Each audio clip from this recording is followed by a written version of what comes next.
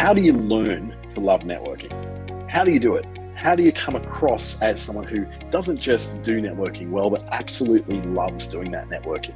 If you're one of the nervous, the introverted, or the terrified, and networking is really not your bag of chips, then this may be the best part for you. You can learn to love networking. You can learn to love networking even if you hate it. And I have been quoted a lot as saying that I hate networking.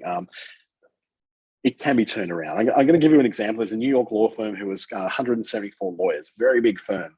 And in that 174 lawyers, they looked at the differences between people who approached networking like a chore and those who approached it like an opportunity. And they found that the people who were more connected to the chore thing were underperforming in their work as well. Those who approached it as an opportunity tended to be the star performers on the floor. So it's a very close connection between the two. But aversion to networking can be overcome. And I'll share a few tips of my own journey, but as well, show you some very well-known and very researched angles of how to overcome your fear of networking. If I hated networking and came to enjoy it, you definitely can too. The learning to love networking comes in 4 steps. First, you've got to focus on the learning, not on the task. Find common interests. Focus on what you can bring to the networking and approach it with what we call a higher purpose or a bigger goal or a bigger picture. So let's explore all that a little bit more. Focusing on the learning means going into it as something that's not necessarily a networking event, but a learning event. So let's have a look at that. When it comes to networking, there's kind of 2 different kinds of psychology at play. There's a person who we call the promoter. The promoter is going into networking because of the growth potential, the advantages of networking, the accomplishments they can get done with networking. And then there's the preventer. And you'll be one of these two. Generally, the more introverted that we are, but the more of a preventer we tend to be. And that's why we feel obligated to go to these things. Don't really want to go, but we feel obligated. We've got very professional reasons for going. And we're a little bit skeptical as well. We're not really skeptical. We're not really convinced this whole networking gig is going to help us out all that much. So we just tend to get a little bit blocked off to it. So what we do as a promoter, we'll go in excited and curious, and we'll do lots of networking because we see the value in it. The preventer, though, sees it as a necessary evil, and they think it's very fake and inauthentic, and they do these things far less often than what other people would do it. The promoter then tends to excel at their work and businesses. They tend to do really, really well at that. But the preventer, and I am a preventer, and I've had to learn how to become a promoter instead of a preventer. They tend to underperform at their work and businesses. And that was certainly me. It wasn't until I became more of a promoter than a preventer that I got really, really good at this. And my business improved and my work improved as well. By focusing on the learning, what you're doing is teaching yourself to be someone who understands who they are. Being a preventer is not a bad thing. It's just a place to start from. So you may go into that function going, I hate these functions.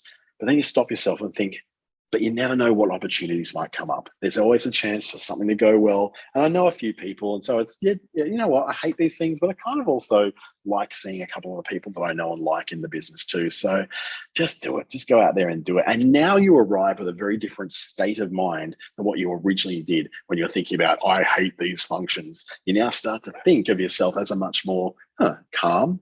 I'm going to see people I know. I'm even going to see some people I like, God forbid. And I'm arriving there with a state of mind that's ready to meet people and talk about opportunities and see opportunities rather than seeing this as something, I have to do this every month. Oh, boring. Your state management in this case, where you're managing yourself from being, I hate this functions, to arriving with a great state of mind of curiosity and adventure, is going to make all the difference for how networking works out for you. It's going to be less of a chore and more of something that's great. You may say, I am not sociable. And so many of us in the introvert category are not sociable, but I might learn something. That's where I switch it. I'm not sociable, but I might learn something in this. And by wanting to learn, you become a better listener. Learners need to listen. They can't talk. You can't learn something while you're talking. What you can do, though, is learn something while you're listening. And guess what?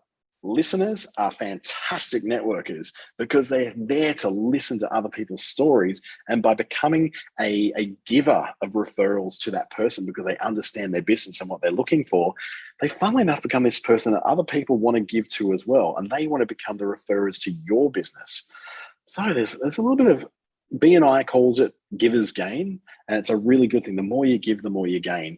You can call it karma. What you give is what you get. You can call it the golden rule: treat others as you wish to be treated. Whatever you want to paint it as part of your philosophy or your religion or your background. It's basically you give a little, you get a little. You give a lot, you get a lot. You know, if you're going to sow a lot of effort and time into something like a network, you're going to do a whole lot better than those who just have not done anything at all to contribute to it. Now we're going to look at finding common interests. The common interests are really important because that's what helps you to bond with people, particularly if you're someone who struggles to connect with people in social and in professional situations. So let's look at what those common things could be, because those common problems tend to connect better and for longer for people. So if you're looking to go into a network where you have nothing in common with anybody else and you kind of stand out on your own, you don't really fit in, you're not going to be there for long because it's an uncomfortable place to be unless you step out of that comfort zone and become more part of that.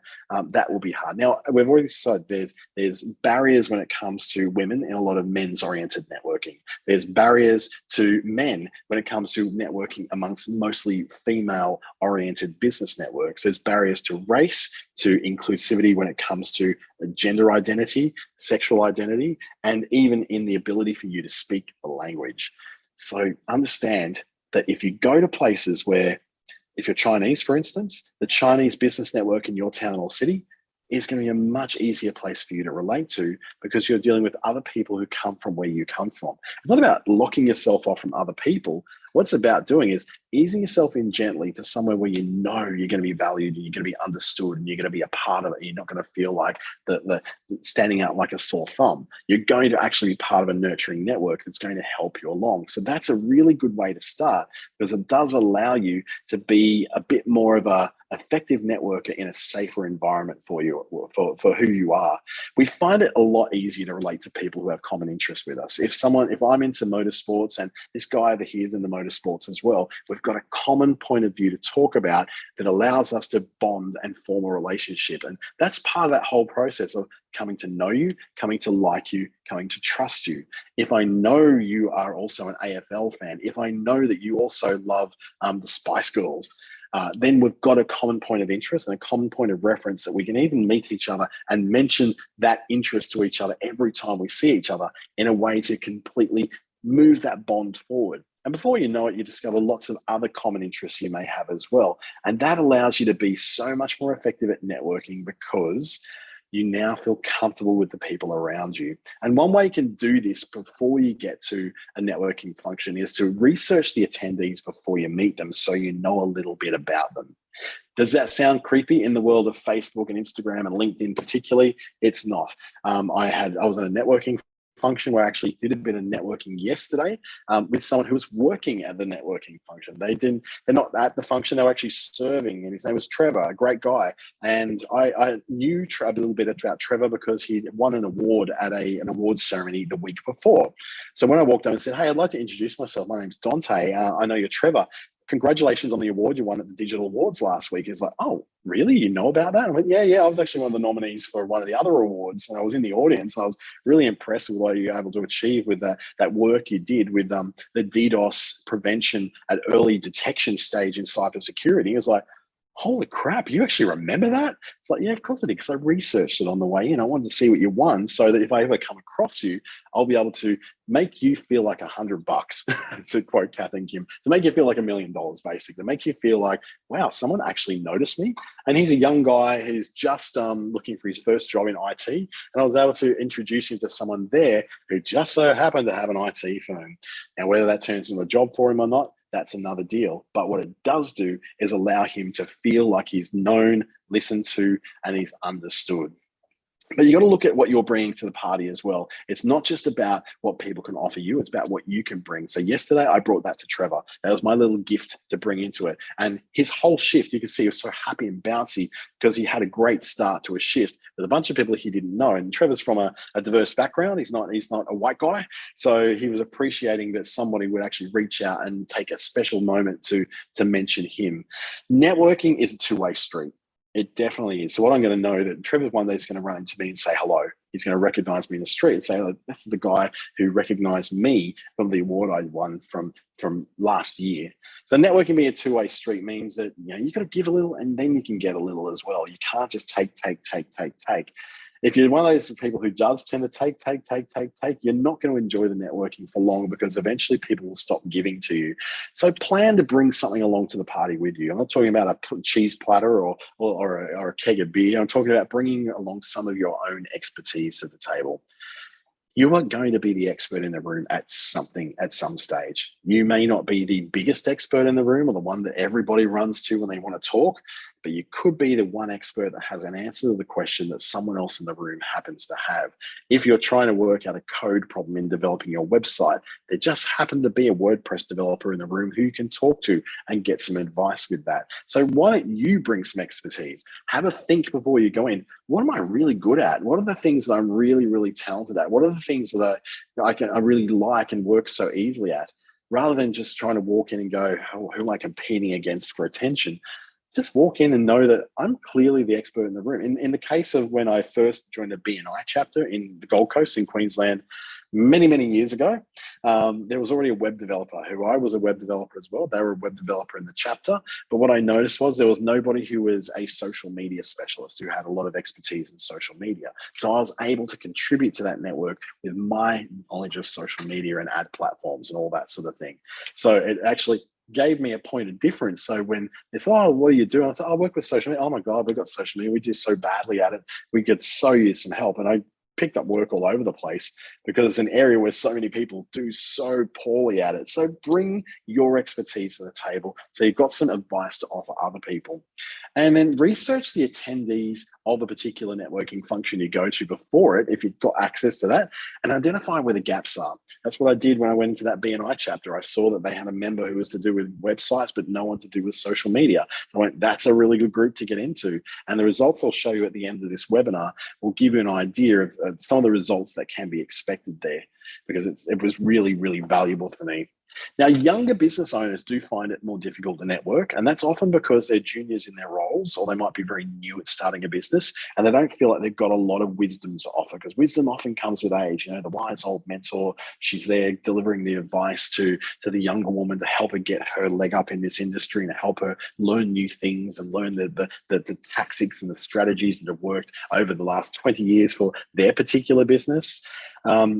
It is difficult for younger people because they come in with a lot of, I guess, a little bit of imposter syndrome, but sometimes those younger people can be coming from very diverse backgrounds, so they don't feel confident even into stepping into an environment where people are very conservative and very suited and booted and wearing collared shirts and ties and leather shoes, where they might be used to working in bare feet in their board shorts in their living room or in their garage as they build their new business. So it's something you can do as someone who's been around business a long time but is poor at networking, is help contribute to that, help introduce that person into networking in a more fun and pie way. But if you really, really struggle with all this whole networking deal, it's helpful to get a higher purpose when it comes to your network. And I'm not saying to go and find a new god or to go in and find a new religious affiliation. I'm saying to get a bigger purpose before you go into a networking function. And a higher purpose comes from what your core reason for networking is. Have a think about that. What is the core reason why you want to do networking?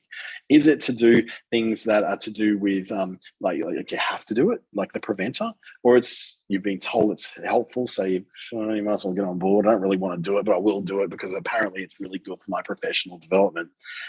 When you find that core purpose, it will go beyond that. And go beyond just your personal reasons for going and doing something is finding a collective reason. And a collective reason is where your attendance to something like a networking function benefits something bigger than you. It will benefit something like your team. Your employees will feel more confident because you're out there selling the business to more and more people. Your people who you always serve, or the people who need to be served, may need your expertise. You may be the expert in the room that they really, really need. So you're doing it to help people. Going in with some kind of altruistic reason for doing something makes all the difference, because it's not just good enough to wake up every morning to go to work to make money. You need to have another reason, unless you hate your job and you just do it because it gives you 6 weeks off a year. that's a whole different deal and a whole different bucket of chips than trying to do something to that's beyond you. For me, it's about having impact, and it's about growing small businesses and helping people to take control of their lives by taking them out of being so dependent upon jobs and the economy and to drive their own futures. That helps drive me every morning to be the person I am. Or you might be doing it to give back. You've been very successful in business. Now you want to go in and give back a little. Or even if you've been moderately successful, you still want to give back something. You've got expertise you want to help others out with. These are not necessarily, all these noble things that make you feel like, oh, I'm so special. Well, I don't want to be so special and feel like I'm an idiot for doing this. Maybe look at it as a bigger reason altogether. A bigger reason for why you do what you do could be because you want to add more women's voices to this particular networking area or this particular industry by you stepping up and becoming a leader. You're inspiring the next generation of women to be leaders as well. Or you're doing it for non-binary representation or trans representation or Indian community representation or Indigenous representation and visibility, where you say, okay, I've got the personality that can come through and actually make a success of this. So what if I do this and then become someone who's, I guess, I become the visible Indigenous person in this group, which allows other Indigenous people to follow as well. Now, I'm not Indigenous, I'm not going to say I am, but if you were an Indigenous person, you could step into that role and become a leader. And it's a hard thing to do if you're very introverted and nervous. But if you've got this bigger purpose, when your personal reasons for going to networking seem to fall down because you're not motivated, you don't know really what to do today, you don't really feel it, then these bigger reasons will get you in there, that you're doing this for other women, you're doing this for young people, you're doing this for representation for your culture, or you're doing this for representation of your people. Then it becomes a whole different story. It becomes a much bigger act to do.